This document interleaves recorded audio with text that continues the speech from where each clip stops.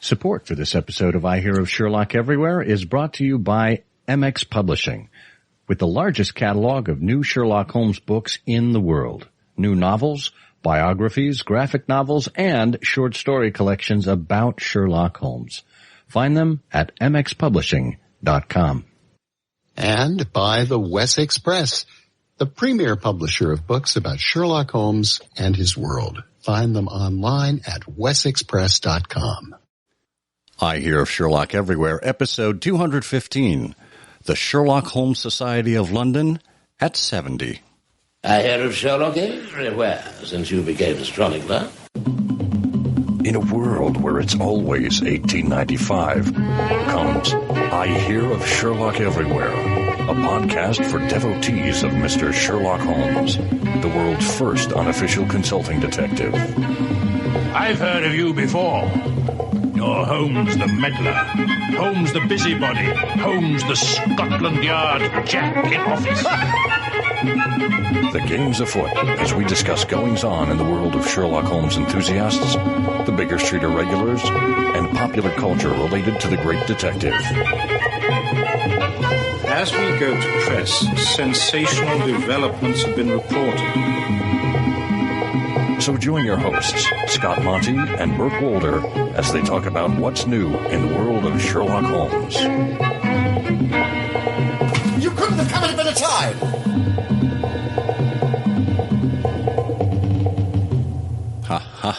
Hi, and what a great time it is to talk about all things Sherlock Holmes here on I Hear of Sherlock Everywhere, the world's first podcast for Sherlock Holmes devotees where it's always 1895. I'm Scott Monty. I'm Burt Wolder. And Burt, boy, I hope you are ready to go back 70 years across the sea and back again with me today. Yes, I've got the key to the TARDIS right here. Well, there's plenty of room in here for everyone. That's the good news. Well, if you would like the show notes for this episode, they were available at ihose.co/ihose215. That's all lowercase. That'll take you directly to our website for this episode, where you can find links to our sponsors, to the various things we're discussing today, including how to get a copy of the very book we're here to discuss, which, by the way, is also the prize this time behind the Canonical Couplets quiz. Stay tuned after the interview for that information. Why don't we get right to our guest? Nicholas Euteken joined the Sherlock Holmes Society of London in 1966. And he was invested in the Baker Street irregulars in 1975. And then he began a 30-year editorship of the Sherlock Holmes Journal the following year. He also rejoices in being a master copper beachsmith, I should say, of the Sons of the Copper Beeches.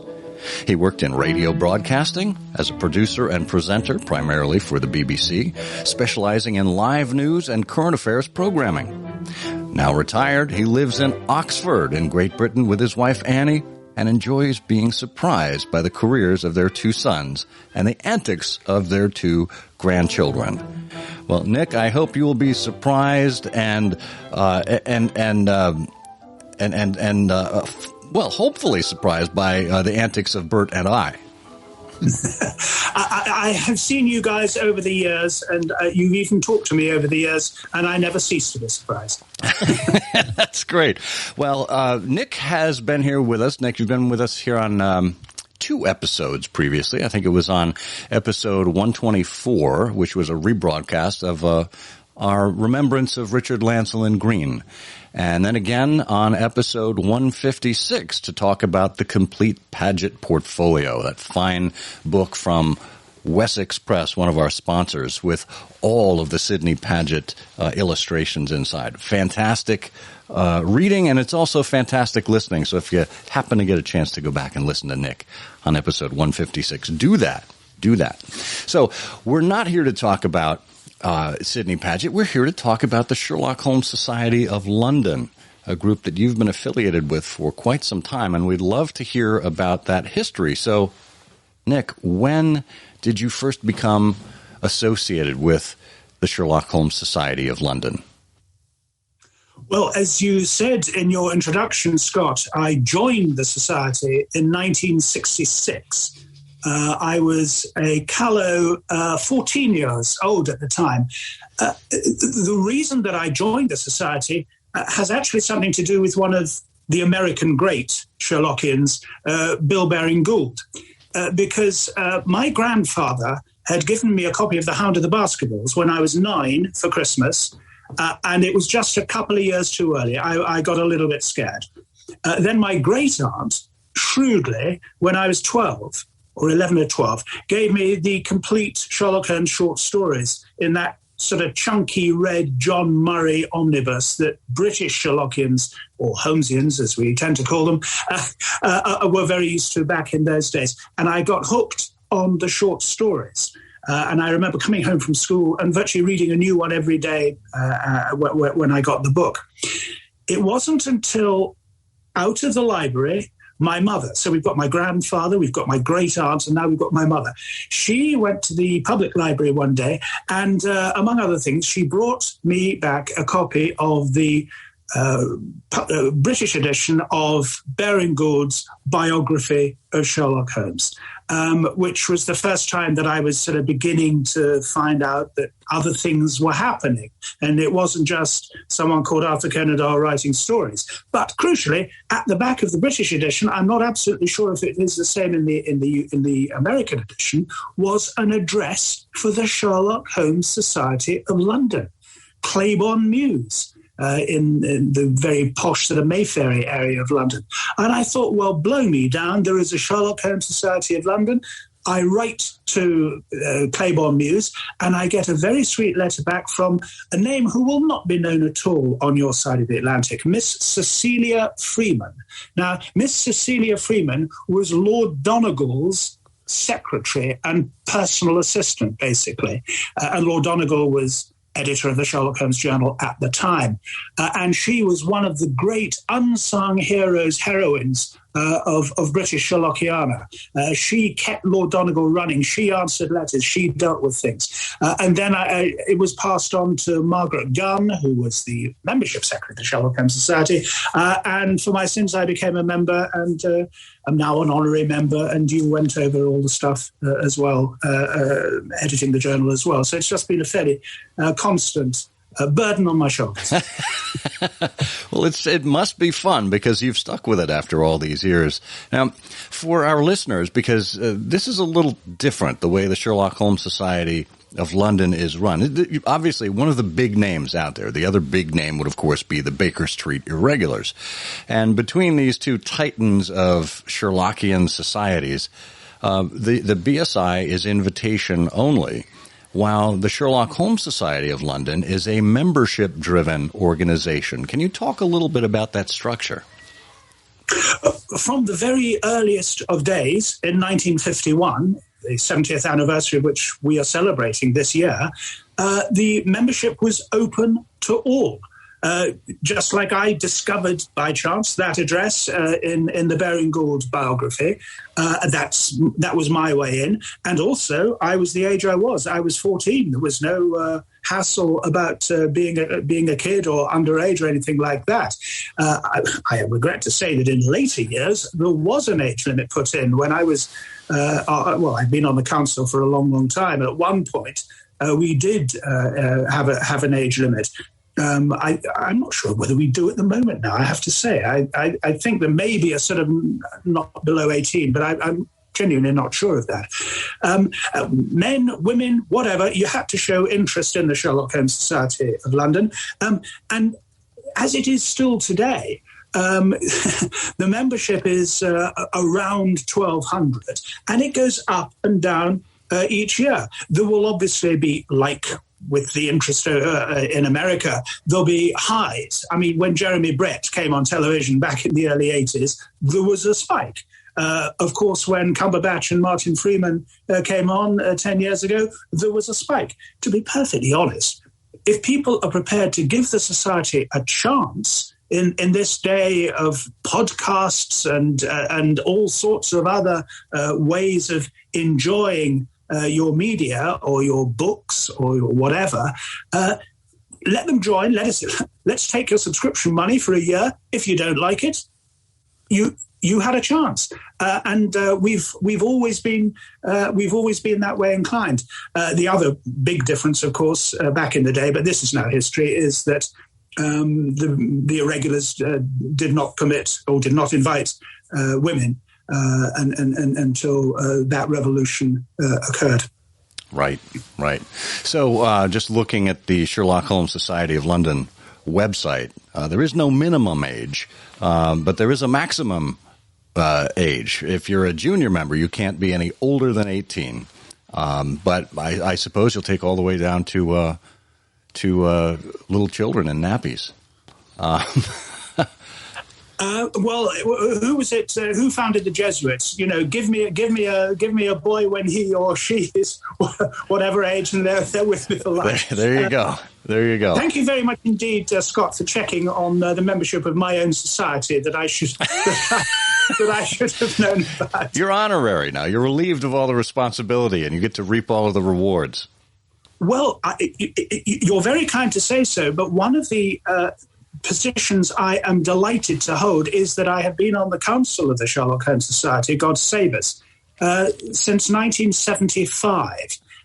So it has been fairly continuous. I mean, the only reason I'm there now is that I'm officially called the Society's historian. But I just regard myself as a Moriarty figure, sort of hanging around behind those youngsters who are trying to keep the society going, and every now and then stepping in and being an éminence grise.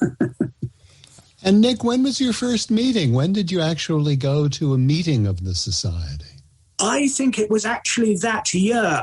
We were living in Glasgow when I first joined in 1966, and I think that's a good question. It was either the 1966 or possibly the 67 annual film evening that I went down to London for specifically, which was held in those days at the Commonwealth Society in Craven Street, just behind, if you know your geography, your listeners know the geography, just behind the Sherlock Holmes pub, in a sense, off Trafalgar Square.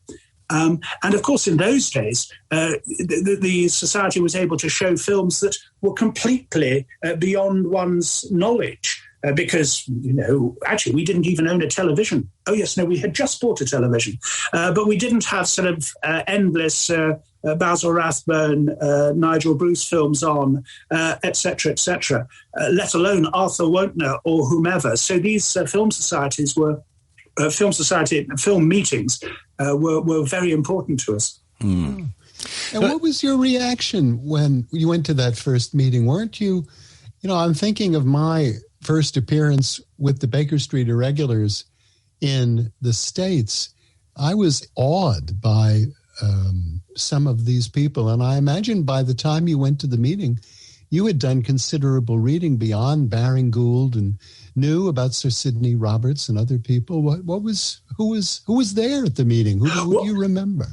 Well, I have a very specific memory, and it is extraordinarily relevant to what we're discussing today, because almost greeting me at the door was Colin Prestige. Oh. Now, Colin Prestige was one of the founding parents of the society, and I'm sure we'll come to discuss that shortly. And he made it his business, since it was my first meeting. You had to carry a little yellow membership card so that people could actually sort of know who you were. And maybe it was just the confidence of youth or whatever it was. So I was 15, or I was either 14 or 15, and they couldn't have been nicer. And I was introduced around.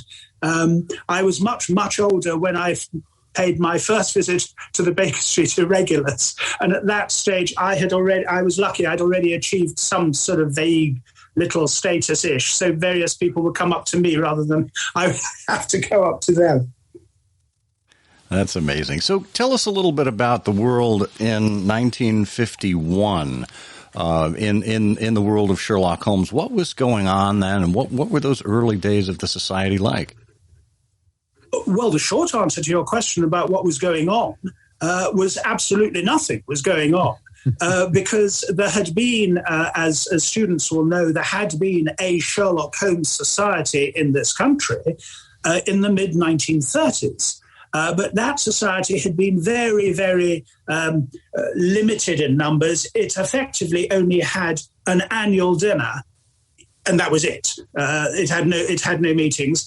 Then it only survived for 2 or 3 years, and then there was an extramarital affair between two senior members of the Sherlock Holmes Society, and then it collapsed.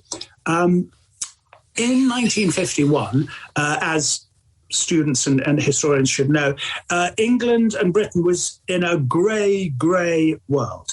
The Second World War had only finished 6 years earlier. Bomb damage in London, certainly, and in other urban areas was still very, very apparent. Rebuilding was, moving along, but there were all sorts of... It was fairly bleak. I can't say this in my own memory. That was a year before I was born. But, my parents were living in a fairly... And of course, there was still rationing. For certain areas of food and clothing was still going on. Drab, I think, was a thought. Drab was a description. And so, I can't remember who, I should have done the research on this, somebody came up with the idea in 1950 of having a Festival of Britain to celebrate the following year, 1951, the Festival of Britain. And buildings would be built. A famous object called a skylon was to be put up on the south bank of the Thames in London, and all sorts around the country, all sorts of larger and smaller venues and councils and local organizations were asked to throw their weight behind. Let us celebrate. Let us get something away from this greyness and this drabness, and let us celebrate. And the borough of St. Marylebone in the centre of London decided what better a contribution to this Festival of Britain than an exhibition on what we have achieved with slum clearance. And this sort of was starting to go ahead, but a suggestion was made by a councillor that possibly, what about a left field idea?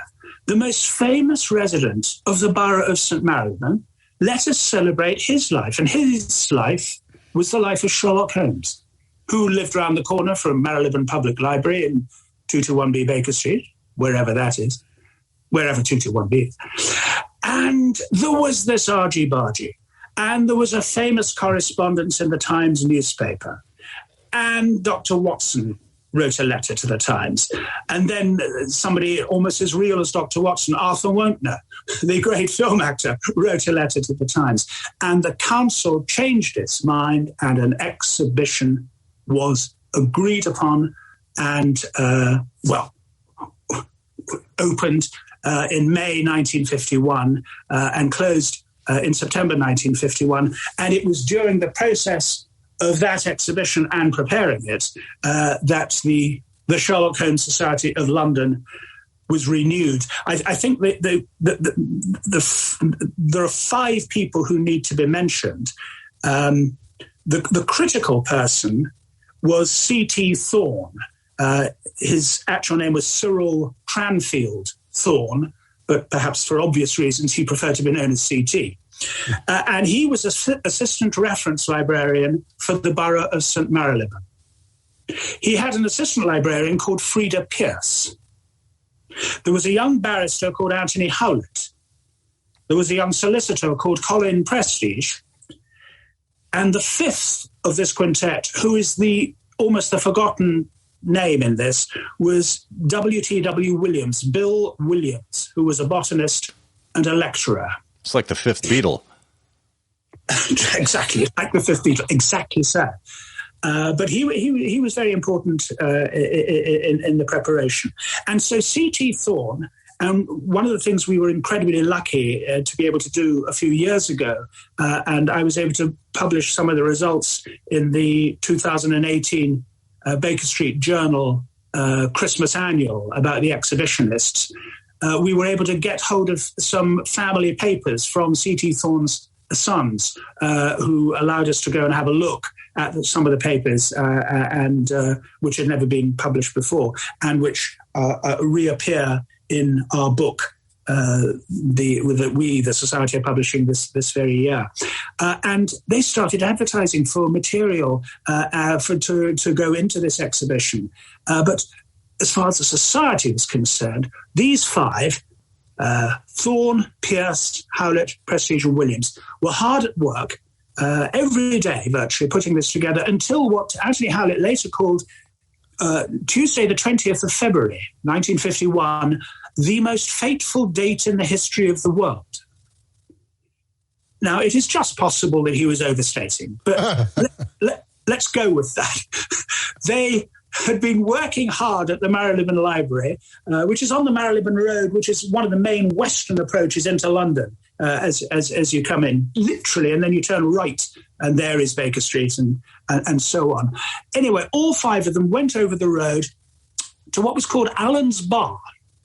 And as Tony Howlett wrote, under the stimulus of alcohol, a brilliant idea was evolved. And that brilliant idea was of the Sherlock Holmes Society, its rebirth, to be called the Sherlock Holmes Society of London.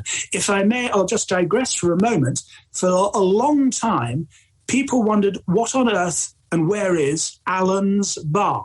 Because it was not, in 1951, a particularly common expression used for London drinking areas. You'd have possibly a hotel bar, but otherwise they would be pubs, public houses. And of course, the buildings on the other side of the Marylebone Library were razed to the ground in the late 50s or early 60s. Anyway, I was able to identify that it was, in fact, originally the Allsop House pub, which was run by one of the brewers, which converted to being called Allen's Bar, and that name had already become Allen's Bar in 1949. So originally, Allsop House became Allen's Bar, at least by 1949. Anyway, they got pissed and they decided to have to restart the Sherlock Holmes Society, and that's the exact reason for the way it evolved. Then there was an inaugural meeting in 1951, and a link back to the original Sherlock Holmes Society of the 1930s, because S.C. Roberts, Sir Sidney Roberts, who had been a member of that 30s society, was invited to be the first president, and he wasn't sure at all about this. Pause for effect. Okay. We have a letter. When Roberts, Bill Williams, one of the five, wrote a letter inviting Roberts to become the first president, and I quote from this letter. This is Roberts speaking in early 1951. This is word for word. Frankly, I do not feel very keen about an elaborately organized Sherlock Holmes Society, nor do I favor the proposed journal. The Baker Street Journal, published in New York, seems to me to contain a lot of rubbish. And I think it would be virtually impossible to preserve a high literary standard.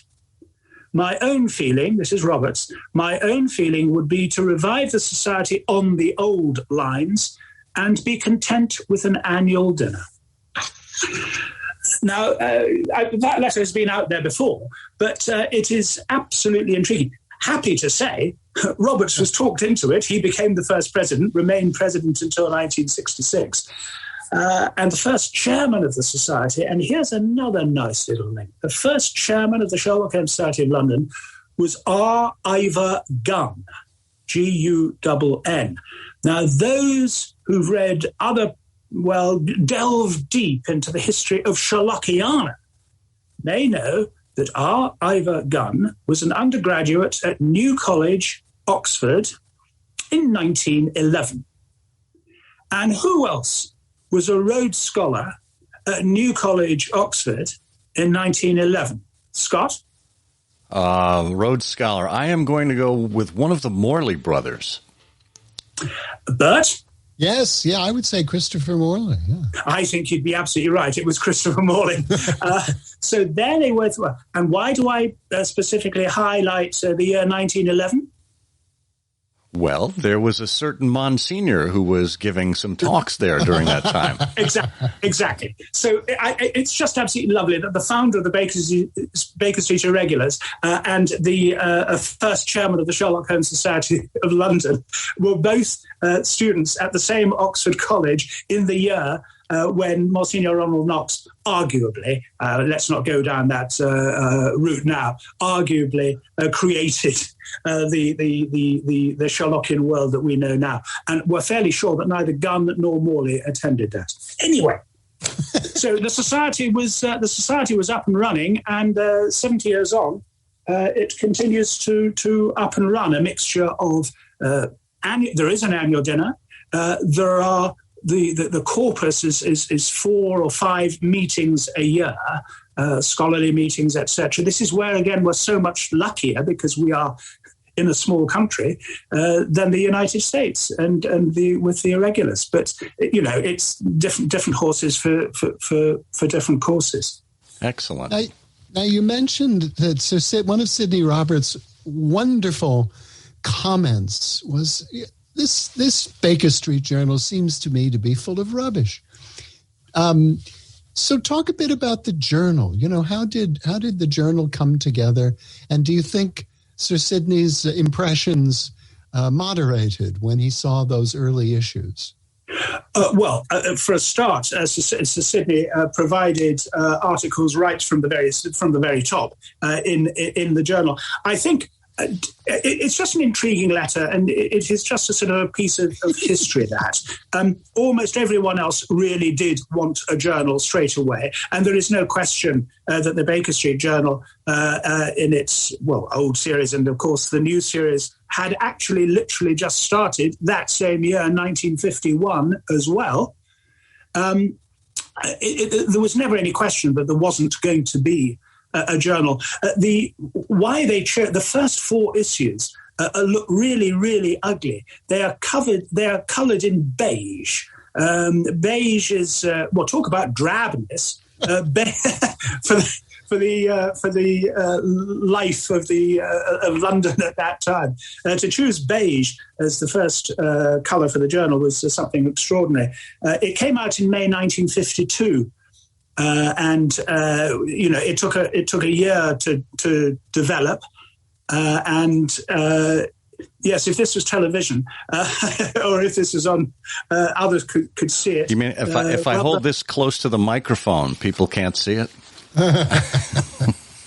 Absolutely, yes, Scott. Well done. You just got a copy of that first issue. The first issue came out in May 1952. And it had a joint editorship, 2 very well-known names. Well, one of them especially well-known, James Edward Holroyd. Now, Holroyd it was who had actually gone into Marylebone Library at the back end of 1950. And he was already a very interested in Sherlock Holmes. And he'd bumped into C.T. Thorne. And the story goes, and you can have it one way or the other.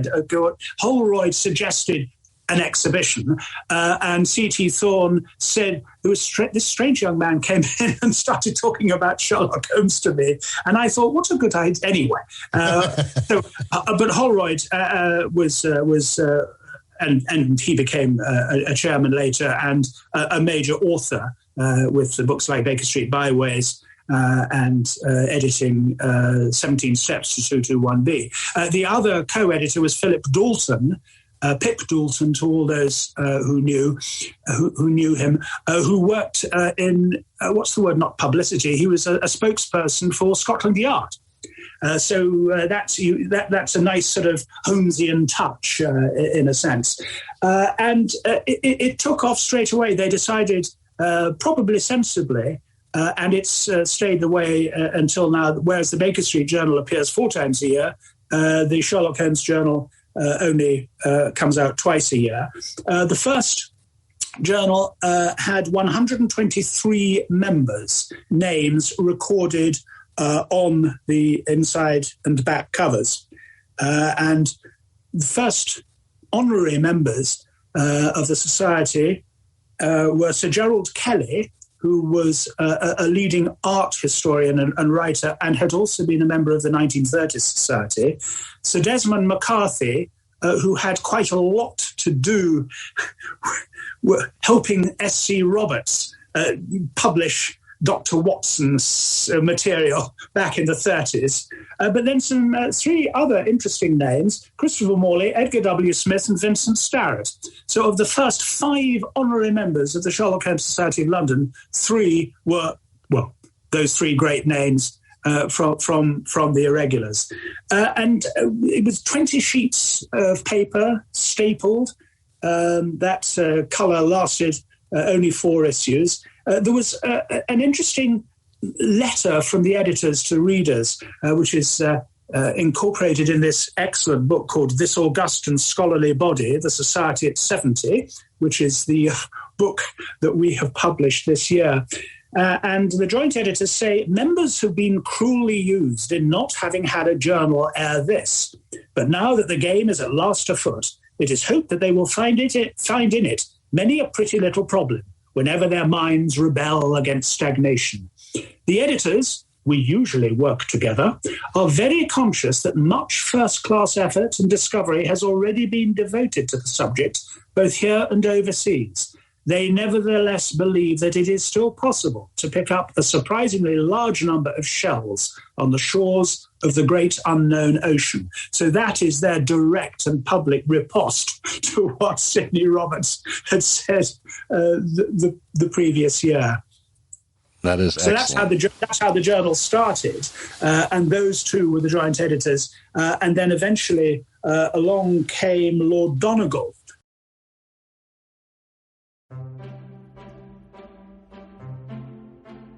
Have you noticed that the direct-to-consumer market has made it easier than ever to get items you love delivered to you on a regular basis? It could be a monthly subscription to a newspaper, laundry detergent, or razor blades, and you can depend on getting what you need without fail every month. Well, what if you could do the same thing with Sherlock Holmes books? That's exactly what MX Publishing has introduced, the Sherlock Holmes Book Club. With their monthly subscription, you'll be able to get a regular delivery of volumes from the MX book of new Sherlock Holmes stories. Fans can choose from a monthly subscription or a full year up front for a small discount. If you're planning on reading any of the new Sherlock Holmes stories from MX Publishing, this is an affordable and reliable way to get your fix. Just go to ihose.co/MX Book Club and sign up today. That's all lowercase, ihose.co/MX Book Club. Try it this month.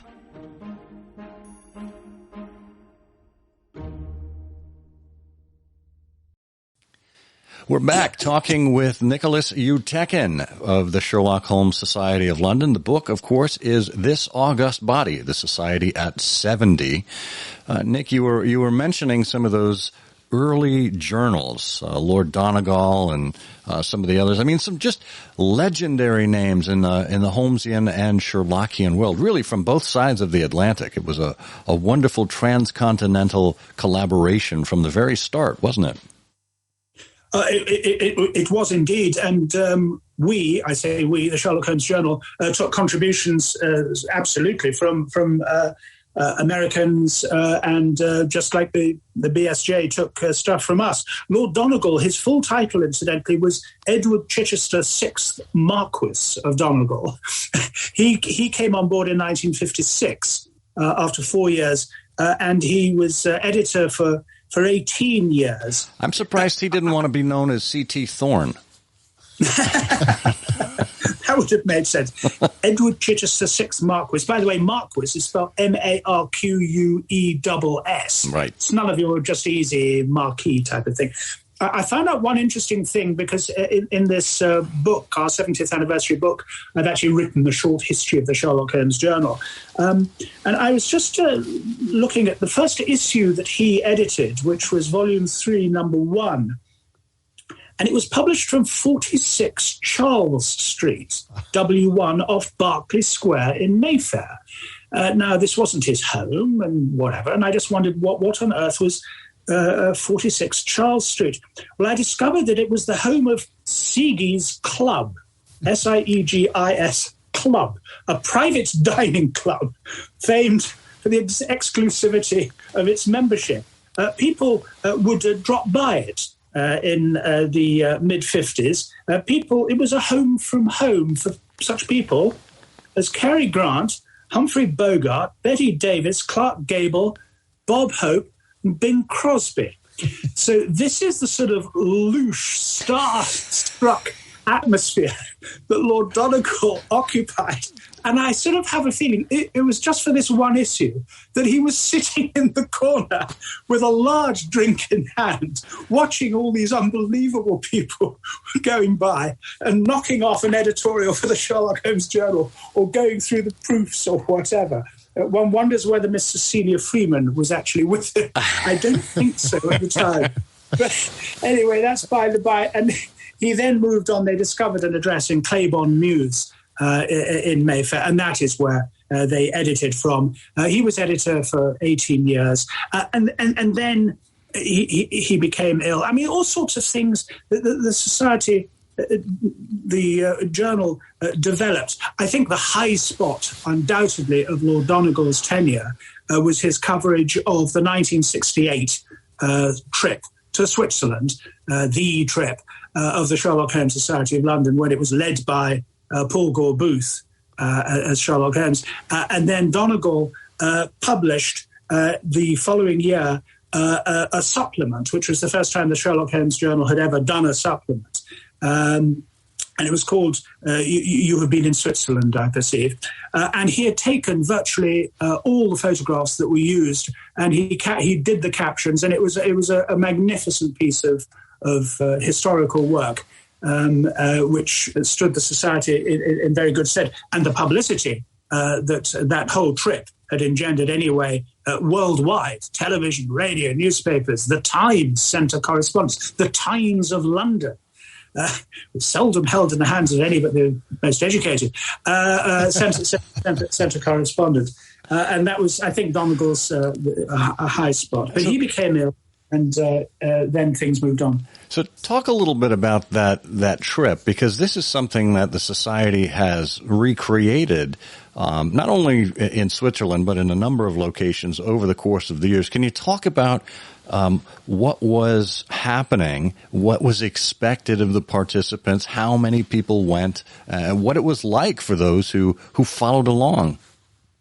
Well, the crucial element was that they all had to be prepared to go along in Victorian costume. That was laid down right at the beginning. I have to say that even though I had been a member of the Society for 2 years, I did not go. And I indeed have never gone to any of the Swiss expeditions, as it happens. It was the thinking behind it. I mean, it had been planned. For at least, they'd hoped that they were going to be able to go in 1967, but financial matters got in the way. And in 1968, off the top of my head, I think about 45 members of the Society boarded an aeroplane. One of our honorary members, who is still with us today, is Albert Kunst. And Albert Kunst was the crucial contact at the Swiss Tourist Office in London.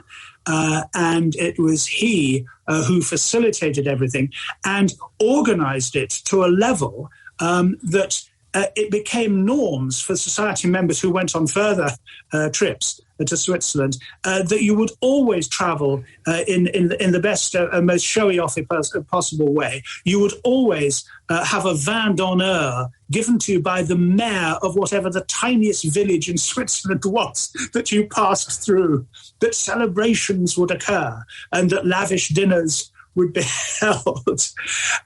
Tony Howlett started off the expedition playing Sherlock Holmes. Tony Howlett, of course, one of the founding members. By the way, I should mention that Tony Howlett later married Frida Pierce, who was C.T. Thorne's assistant. And of course, Frida Howlett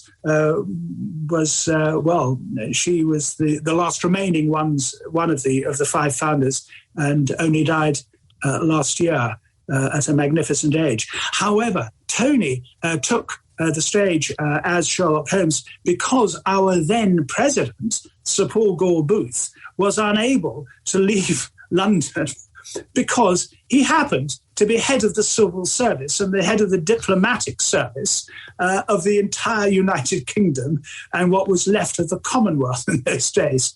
And he famously had to get permission from his then the Foreign Secretary, Michael Stewart. It was a Labour administration under Harold Wilson. And he had to ask permission to attend the last 2 days of the 1968 expedition. And I've seen the sheet of paper, the actual original letter that he wrote to Michael Stewart. And Michael Stewart wrote back saying, of course you may go, providing you do not leave it for 3 years before you return. So well done. Well done. Secretary was pretty good on the great hiatus.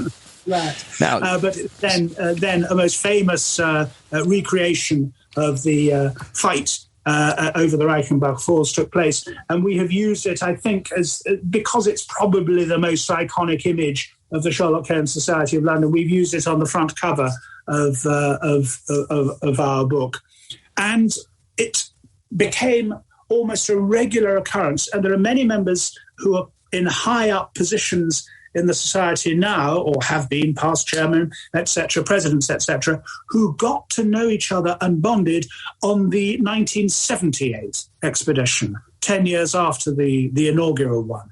And so even though that's some time ago already now, that is when people like Philip Porter and Jonathan McCafferty and Peter Horrocks and Heather Owen, who was my longtime co-editor on the Sherlock Holmes Journal and still is layout editor of the Sherlock Holmes Journal with Roger Johnson now. They were all on that 78 expedition. And so a tightly knit group of Holmesians bonded very much together. And that's what these expeditions are all about. And we haven't just done them to Switzerland. We've done a Baltic cruise. We've been to Czechoslovakia. We've been to France. We've been to Norwich in the East Anglia. We've been all over the United Kingdom on weekends and extended excursions. Now, speaking of expeditions, events, etc., there's a little celebration coming up, I believe on the 15th of May. Are you able to talk about anything that's going on there? The celebration, of course, in these strange days, although one hopes that things are lifting as they might. This will be via remote and via Zoom, something everyone has got extremely used to in this. It's the platinum anniversary party of the Sherlock Holmes Society, and basically it is a film.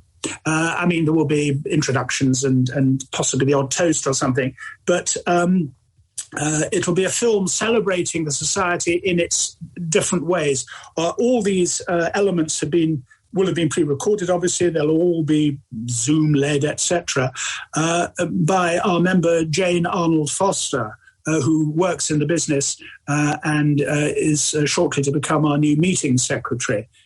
And I'm able to say that it's going to be rather interesting, this film. I'll go through the minor people involved in the film. So that's me. I have a little piece talking about the Sherlock Holmes Journal, and I also voice a montage of photographs. One of the nice side elements of society has been a 20-year series of cricket matches between the Society and the P.G. Wodehouse Society, played at the wonderful cricket ground of West Wickham. And I do a sort of a little script about that. But Roger Johnson talks about the 1951 exhibition and the Sherlock Holmes pub, which he and his wife, Jean Upton, have looked after the Sherlock Holmes content for years now at the Sherlock Holmes pub. Robert Ellis, will be talking about the Wessex Cup, some horse races not unlike your Silver Blaze race that the irregulars have, but 2 or 3 times the society took over the racing ground called Kempton Park near London and ran some horse races there. Philip Porter will be talking about Swiss expeditions, and Peter Horrocks will be talking about other European trips. But topping and tailing the film will be Stephen Fry. Stephen Fry was at one stage the youngest member of the Sherlock Holmes Society of London. He's also become quite well known, and I believe he's played Mycroft in a film about Sherlock Holmes. Also with Stephen Fry, I present Mark Gatiss. And Mark Gatiss, of course, co-created Sherlock with pause, remember name. Stephen, give me his name and I'll Mark Gatiss, Stephen Moffat, yeah. Thank you. And Mark Gatiss, who, of course, created with Stephen Moffat Sherlock.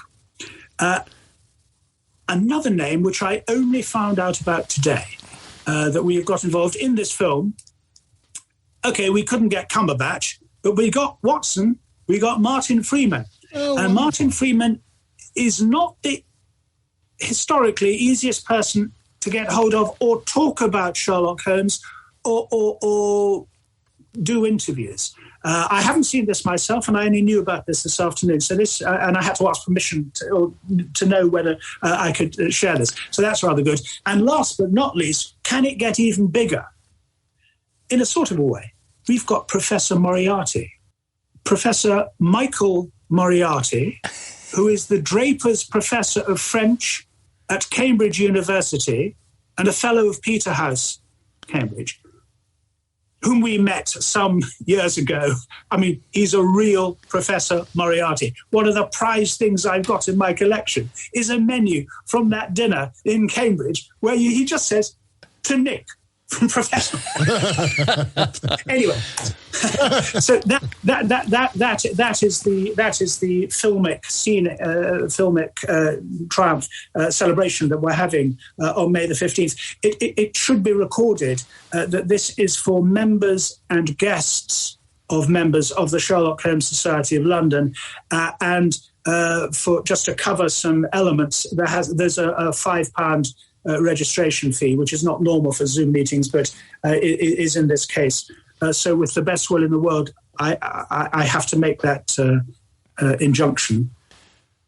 That's fine. Well, wow. What a treat for members. I mean, it's a shame it couldn't be in person, but obviously this gives people from all over the world, members who are, overseas members, associate members, etc., an opportunity to participate. And, that brings to mind, Nick, the society has really evolved and kept up with the times over the years. It began just as the BSI did, as a once-a-year kind of dinner meeting.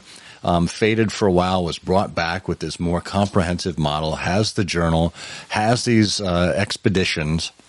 But, of course, now you've got a wonderful, wonderful website.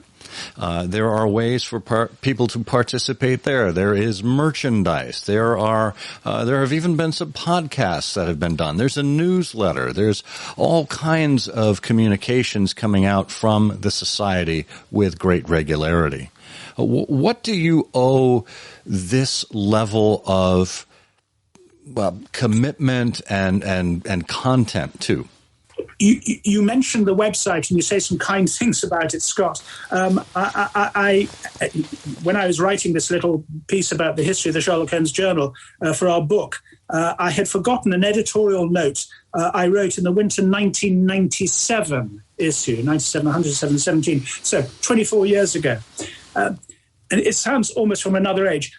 Members may be interested to, I'll put on the voice, members may be interested to know that the Society's Council has spent quite a lot of time this past year discussing the possibility of having a Sherlock Holmes Society of London home page on the capital I internet.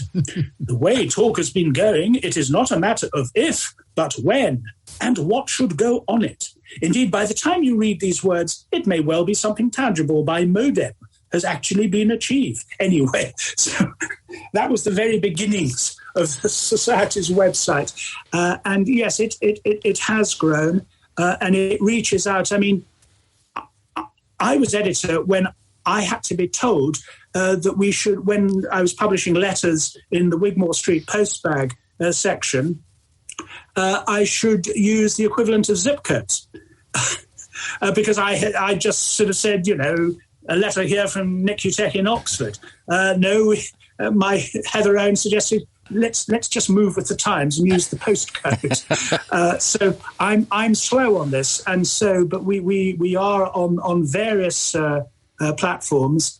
I am not so much involved in that side of things, but anything, and this is something that all three of us can agree on. Anything that can keep the name of Sherlock Holmes, the study of Sherlock Holmes, in front of modern audiences, modern day people who want to take on something that was created in 1887, for crumb's sake, and has never been out of print and remains. I mean, heavens alive, I've just been watching The Irregulars on Netflix, and I watched Enola Holmes in lockdown as well.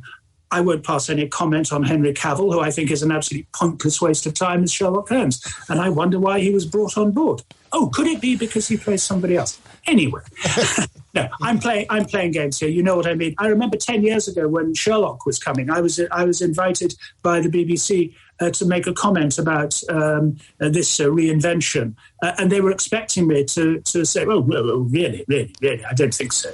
Give me Douglas Wilmer and go no further. But I was able genuinely to say, my God, this reinterpretation is, to my mind, utterly brilliant, as it was at the beginning. I think, okay, we all agree possibly it fell off towards the end. Nevertheless, so anything that keeps it going, and anything that keeps going, as well as websites and all that, I'm old school. I'm the age I am now. But anything that is a hard copy. Yeah, there it is. This is the book, this Augustan scholarly body. While I have anything to do with things, I do hope and pray that hard books will still exist for as long as possible. Oh, sure. I think they will. We are a tactile species, and we are attracted by the senses, and there's just something about digital. While it does satisfy an immediate need, it does not satisfy those tactile needs that we have. Just as a Zoom call is no substitute for a face-to-face meeting. On the other hand, you guys have been doing for 14 years. I mean, you got on. Well, I use the word treadmill. I mean, I don't mean that. I mean that in the best possible way. You saw what was going to come, and so you created an incredibly well-known. What is it called? Is it a podcast? I think that's what we're still sticking with. It's amazing that we chose a phrase that's still being used today and is certainly still picking up steam in some circles. That there are people who are just coming to discover podcasts in 2021. Wonderful. Welcome. Let's have a conversation. The thing that we're doing here, much like you're doing at the Sherlock Holmes Society of London, is simply a recreation of things that have been done since time immemorial.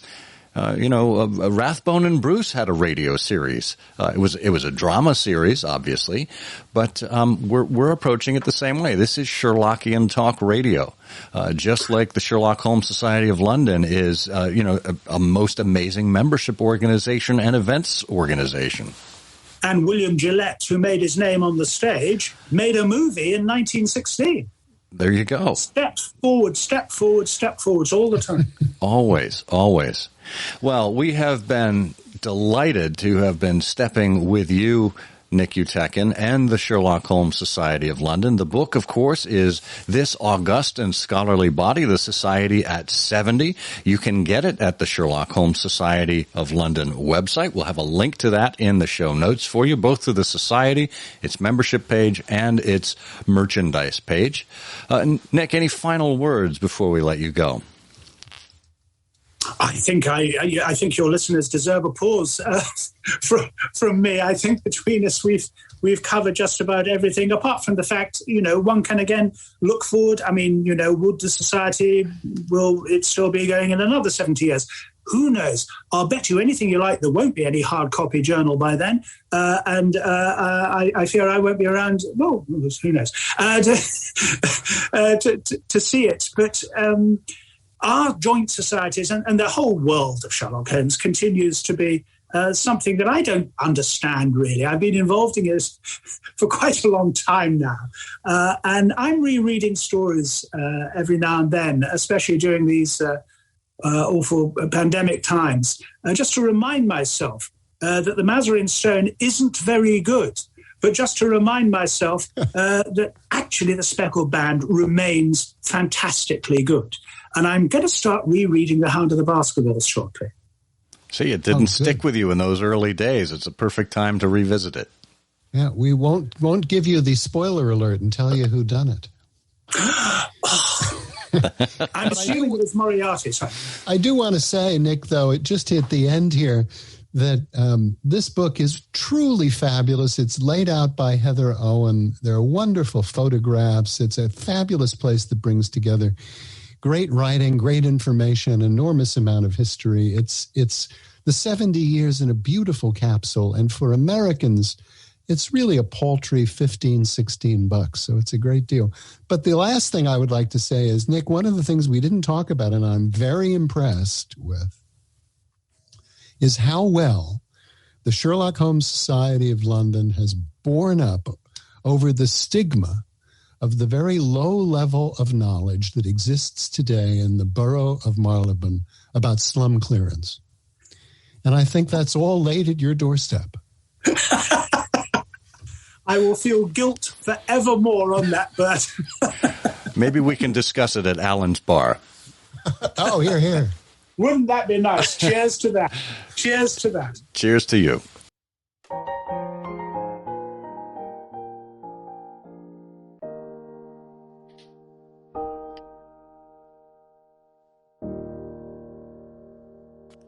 This is such a treat to talk to Nick, because it's an intersection of two things. I mean, first of all, his knowledge and experience of the Sherlock Holmes Society of London is so great that it's the best way to find out what's going on over these decades and to get that sort of summary.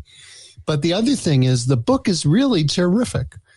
It's a place where you will see a photograph of Cardinal Tosca and images of these early Sherlock Holmes journals, but also the fun that this organization has. And it just shows you the different characteristic of a group that was from its outset open to everybody. And I must say, 1,200 members, and of course there's some self-selection. I mean, you're never going to get 1,200 people in the same place, for a dinner or for an event. But what they've managed to do, the fun they've managed to have, the places they've gone, Switzerland, the historical locations, the Sherlock Holmes walks, the scenes of London. It's the next best thing to being in London is talking to Nick Euteken about the Sherlock Holmes Society. It really is. And it makes me a little wistful for traveling over there. I haven't been to Oxford in probably, 25 years. And I just have this romantic image in my mind, and I'm sure it's not far off because Oxford doesn't really change that much. But thinking back to the origins of the Sherlock Holmes Society of London, why do we need to focus on history?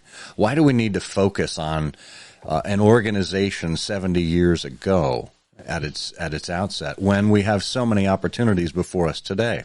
Well, I think the reason is this very rich tapestry of stories and how it came together and how people thought about it then. It's really not that different than how we're thinking about things today. And I think the history of this organization just shows how progressive it was for its time and how it continues to roll with the Sherlockian culture today or the Holmesian culture today.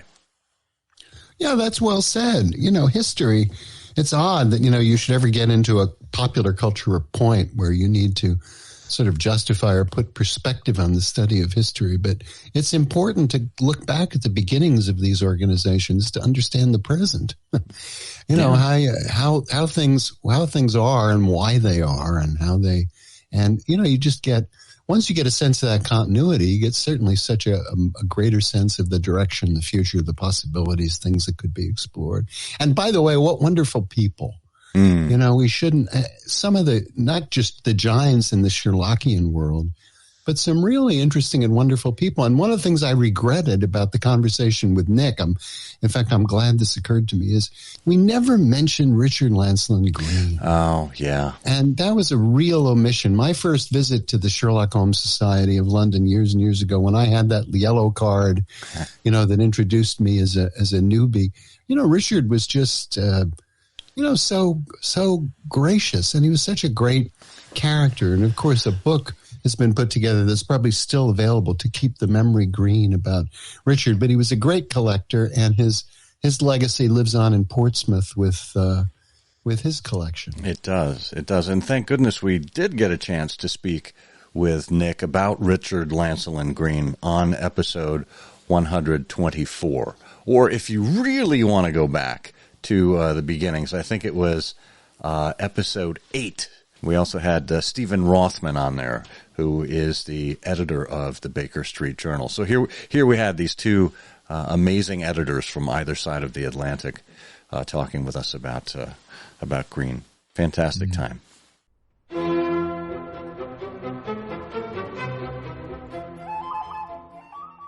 Arthur Conan Doyle wrote 22 novels.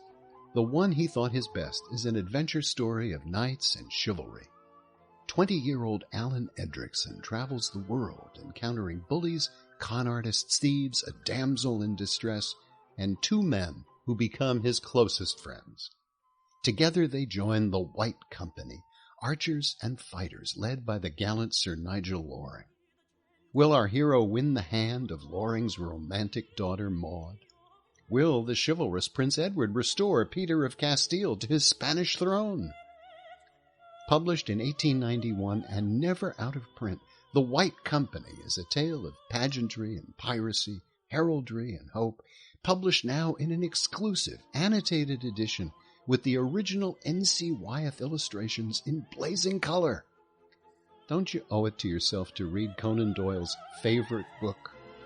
Get the annotated White Company at wessexpress.com.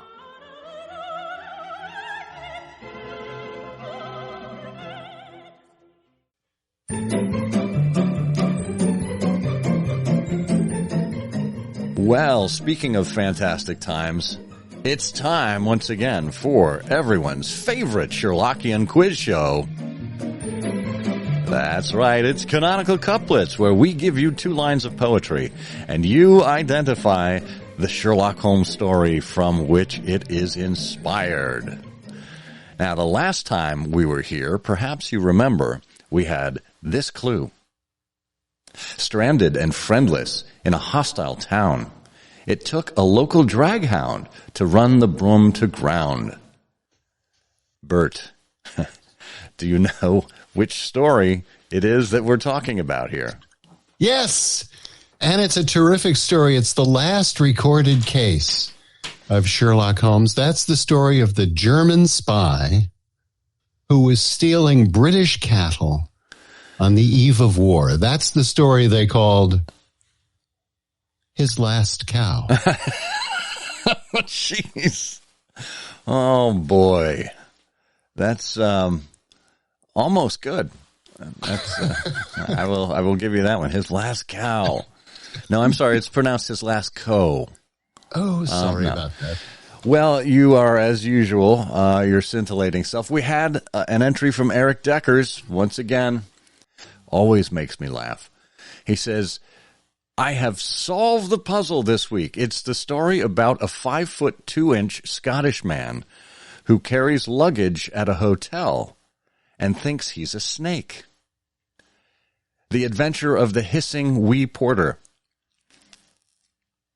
And he said it's a good thing the story wasn't about him going to the bathroom. Oh, dear. Actually, that doesn't sound right. Eric says, correctly, it's The Adventure of the Missing 3/4. That is the correct answer. And in order to determine who is our prize winner this time, we're going to spin the big prize wheel. Watching it go around. Slows down. Lands on number 16. 16. And that is Brett Hunt.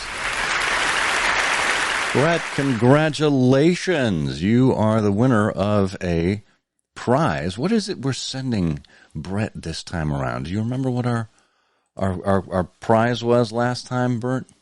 Oh, the prize last time. Yeah. I'm going to check my notes here. It is, it's your selection, Brett, of something from the 223B Casebook series from our friend Bill Peschel. There are 9 books to choose from there.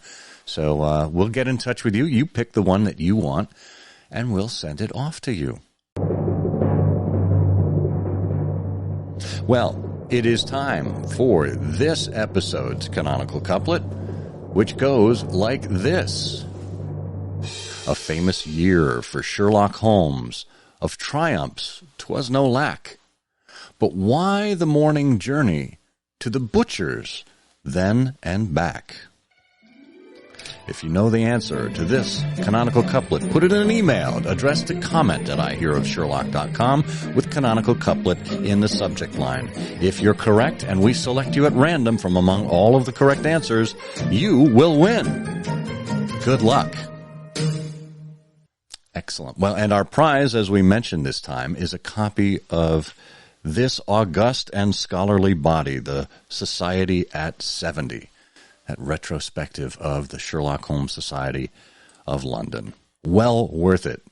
And look, if you know of other Sherlockians who might like to participate in this quiz, share this show around.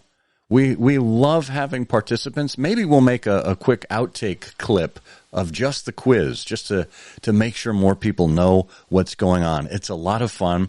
We do get a handful of submissions every time, but we would love to expand this to anyone you think might be willing to get a prize. Speaking of prizes, I should also mention that our listener, Tony Quattrochi, has been so generous, sending us care packages every month with more prizes for the iHose vaults. So we may be coming up with other creative ways to give away Sherlockian merchandise, books and tchotchkes and all sorts of things that might interest you. So stay tuned for how we're going to roll that out. We have no idea right now, but we'll be creating it on the fly. That's pretty much how we do everything here, isn't it, Bert? Yes, yes. Well, why tamper with success?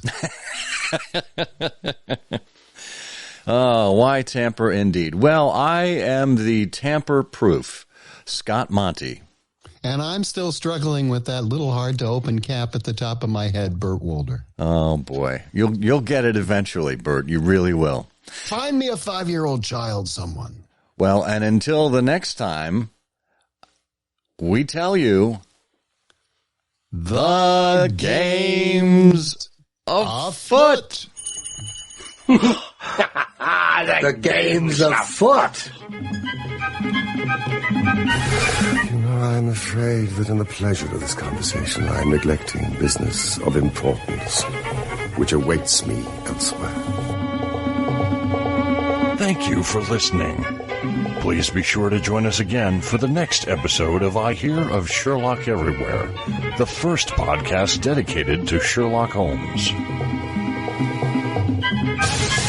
Goodbye, and good luck, and believe me to be, my dear fellow, very sincerely yours, Sherlock Holmes.